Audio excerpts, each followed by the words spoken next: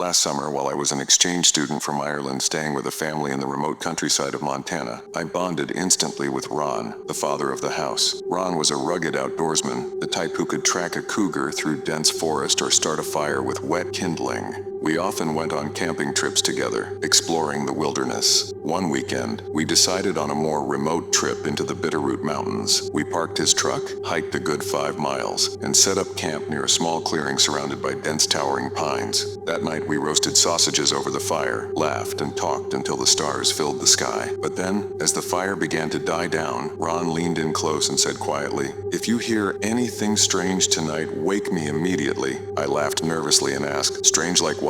He didn't smile. He just said, "Just wake me." That night, when we crawled into the tent, I couldn't sleep. So I pulled out my phone and started watching a downloaded movie to distract myself. But about halfway through, I heard it. A scream. Not a normal scream. It was unnatural, piercing, and echoed through the trees like the forest itself was alive. My heart was pounding. I paused the movie and listened. Then it came again, louder this time. My hands were shaking. I glanced at Ron. He was out cold. Should I wake him? I thought, no, it's probably just a mountain lion. I put my headphones back in, trying to convince myself it was nothing. But the screams wouldn't stop. They came over and over for what felt like an eternity. When they finally faded, I lay there trembling until I somehow drifted off to sleep. Hours later, I woke up, shivering. Something was wrong. The fire was out. The forest, completely silent. No wind, no insects, nothing. The kind of silence that makes your chest tighten, like something is watching you. Then I saw it. Outside the tent, just beyond the fabric, was a shadow, human-shaped but impossibly tall. Its limbs were long and stretched, almost distorted. It didn't move. It just stood there motionless. My breath caught in my throat. I couldn't scream. I could barely move.